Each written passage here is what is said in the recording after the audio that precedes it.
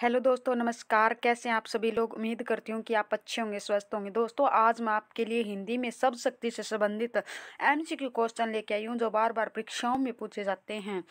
First number question है, शब्द का अर्थ बोध कराने वाली शक्ति है। यानी शब्द का अर्थ का बोध कराने वाली शक्ति को क्या कहते हैं? शब्द शक्ति कहते हैं, रस कहते हैं, छंद कहते हैं या अलंकार कहते हैं। तो इसका हमारा राइट आंसर दोस्तों क्या हो जाएगा? ये शब्द शक्ति कहते हैं। नेक्स्ट क्वेश्चन, निम्न लिखित में से किसे वृत्ति या व्यापार कहते हैं? किसे कहते हैं निम्नलिखित में से वृत्ति या व्यापार? शब्द शक्ति को कहते हैं, रस को कहते हैं, छंद को कहते हैं, अलंकार को कहते हैं। तो इसका हमारा राइट आंसर दोस्तों क्या हो जाएगा? शब्द शक्ति को क्या कहते हैं? वृत्ति या व्यापार कहते हैं। शब्द शक्ति के मूलतः कितने भेद माने गए हैं? 1, 2, 3, 5। कितने माने गए हैं? 3। 3 कौन कौन से माने गए हैं? 3 कौन कौन से? अभिधा, क्या क्या माना गया? अभिधा 1 और 2 व्यंजना और 3 क्या हो गया? लक्षणा। लक्षणा ये क्या है? व्यंजन पार्ट है। तो इसका हमारा राइट आंसर दोस्तों क्या हो जाएगा? 3। इसके क्या है? शब्द शक्ति के 3 भेद होते हैं। निम्नलिखित में से कौन शब्द शक्ति का भेद यानी प्रकार नहीं है? अभिधा, लक्षणा, व्यंजना या रस? तो मैंने अभी बताया दोस्तों शब्द शक्ति के कितने भेद होते हैं? 3 भेद होते हैं। एक रस क्या होता है? ये रस इसका भेद नहीं होता। इसका राइट आंसर दोस्तों क्या हो जाएगा? डी। नेक्स्ट क्वेश्चन, साक्षात संकेतित किसे कहते हैं? संकेतित किसे कहते हैं? अभिधा को कहते हैं, लक्षणा को कहते हैं, व्यंजना को कहते हैं या इनमें से कोई नहीं? तो इसका हमारा राइट आंसर दोस्तों क्या हो जाएगा? ए, अभिधा को। किसे कहते हैं? अभिधा को। नेक्स्ट क्वेश्चन, किसे शब्द की प्रथमा शक्ति कहा जाता है? अभिधा को कहा जाता है या लक्षणा को कहा जाता है या व्यंजना को या अलंकार को? तो दोस्तों शब्द शक्ति की बात हो रही है तो यहाँ पे क्या अलंकार तो आएगा ही नहीं। ये तो हमारा ऑप्शन वैसे ही गलत हो गया। अभिधा अब शब्द की प्रथमा शक्ति होती है ये बताना है दोस्तों। तो इसका हमारा राइट आंसर दोस्तों क्या हो जाएगा? ए, अभिधा को कहते हैं। किसे कहते हैं? अभिधा को। अभिधा को क्या कहते हैं? शब्द की प्रथमा शक्ति कहते हैं। और संकेतित यानी साक्षात संकेतित इसमें किसे कहा गया था? अभिधा को ही कहा गया था। इसे साक्षात संकेतित भी कहते हैं और शब्द की प्रथमा शक्ति भी कहते हैं। क्वेश्चन, बेल खड़ा है इस वाक्य में प्रयुक्त शब्द बेल में कौन सी शब्द शक्ति पाई जाती है? बेल खड़ा है तो इसमें बताना दोस्तों अभिधा है या लक्षणा है या व्यंजना है या छंद है? तो इसका हमारा राइट आंसर दोस्तों क्या हो जाएगा? अभिधा। क्या है? अभिधा।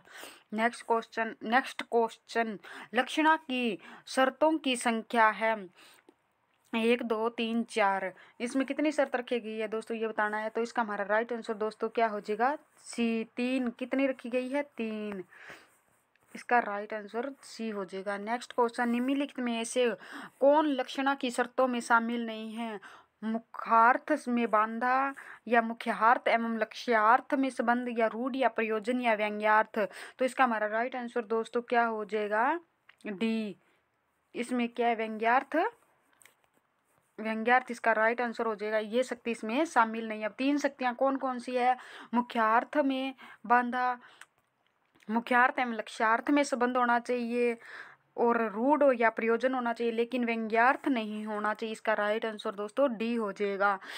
नेक्स्ट क्वेश्चन, जहां मुख्यार्थ की बाधा होने पर रूढ़ या प्रयोजन के कारण मुख्यार्थ में संबंध यानी एनी अर्थ लक्षित हो वहां शब्द शक्ति होती है अभिधा, लक्षणा, व्यंजना या तात्पर्य? तो इसका हमारा राइट आंसर दोस्तों क्या हो जाएगा? बी, लक्षणा इसका हमारा राइट आंसर हो जाएगा।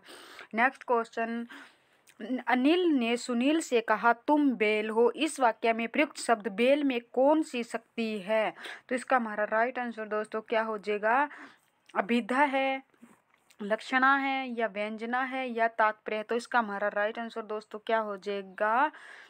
इसका हमारा राइट आंसर दोस्तों क्या हो जाएगा? लक्षणा। क्या हो जाएगा? लक्षणा इसका राइट आंसर हो जाएगा। B is the right answer.